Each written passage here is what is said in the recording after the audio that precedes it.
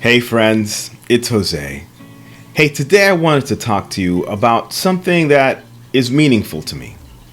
The other day I got a copy of my old degree. It was from Excelsior. I got this in 2002. Okay. And no big deal, right? I received a copy because I needed one. And it was nice. I threw it in a nice frame, and that's it, right? It's going to go on my wall along with my MBA that I received from Averett University, right? So I've got a master's degree as well, but you might be asking yourself, well, Jose, why are you showing us your bachelor's degree? The reason I am is because I wanted to share some stuff with you about it. You know, that degree took me 11 years to get. Many enlisted soldiers in the military will understand how difficult it is to get a degree when you're moving and grooving, deploying, transitioning from location to location. In my case, it took 11 years and 5 moves. And in those 5 moves, I had to figure out if my commanders would allow me the opportunity, if my schedule would allow me the opportunity to go to school. And sometimes that meant taking books out to the field, learning and reading while we were in the tents in the middle of nowhere. I did it, and I know many of you have. Now listen, I know Excelsior is not Harvard. It's not Yale. But it was the degree that was available during my time. It wasn't a paper mill. You actually had to work, and I worked my butt off. And I made it. I graduated. And you may ask yourself, okay, well, why'd you push yourself so hard to get there, right?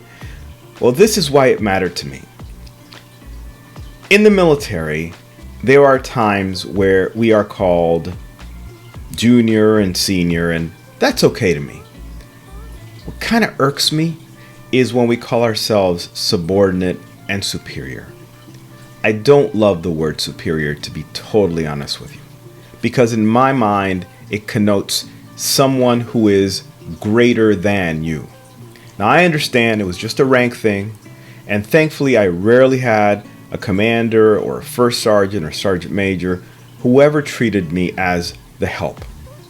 Some did though, and I remembered that I was a subordinate, and they remembered and regularly let me know that they were my superiors.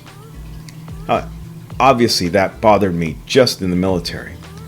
But where did it start, right? Well, it started before. Before I joined the military, I remember applying to a number of jobs that I knew I was qualified for. I had to fill out an application. And you know what? There's always that part of the application where it says, what is your greatest grade level? No school, high school, or GED, some college, which usually meant an associate's or bachelor's, and then it said postgraduate and above, right? I had to put some college because I had finished some college. I knew I would get the call because of my experience and everything I wrote, my resume, and I never got the call. And back then there was no internet, at least not at home, and I'd get a letter in the mail saying, hey, thank you for applying, but we went with somebody else. And the reason they went with somebody else was simply a check mark. And man, that was just too much for me. Just a check mark, right? And that happened to me a couple of times in the military, where I couldn't get into some school, or not school, some opportunity because I wasn't an officer, or because I required a degree, to include some fellowships that the military allowed, and allowed the military members, the enlisted members, to be a part of. I didn't have that degree. I had some education or some college degrees or some college schooling, but not the degree, right? So I finished it. It took me 11 years. A few years later, I had my MBA. But that was the stepping stone. Without that, I would have never been able to make it. And here's the funny thing. You'll see behind me, I've got my, wrong side. You'll see behind me, I've got a Legion of Merit back there. I got a bunch of junk, right? But if you look closely, I've got a CNN badge. Years ago, I did a training with industry back in the 90s. Don't get mad at me, if you don't like CNN these days. In the 90s, it was a totally different thing, okay? But back in the 90s, I had a training with industry with CNN. And I spent an entire summer with them. And you know what? We never talked about degrees. We just did our work, and everybody thought Jose was awesome. But I knew if I applied, I would never get the job because the requirement was a college degree. Here I was doing everything that everybody else did, and better than some, and yet I couldn't get a job because I didn't have a degree. So I got one. Sometimes I've seen online where people talk about, well, degrees, you don't need degrees these days anymore. And that's true to a certain extent, in my humble opinion. Whenever you learn anything new, I think that expands your ability to rationalize and understand everything else. If you get a degree in, basket weaving, if you get a degree in, wall painting, in my opinion, it doesn't matter, because learning and expanding your mind and figuring out just how you paint that wall, what are the chemicals inside that paint, how do you paint over a very dark surface or a very light surface, do you use lighter paint, darker paint, how does it work, do you use a primer?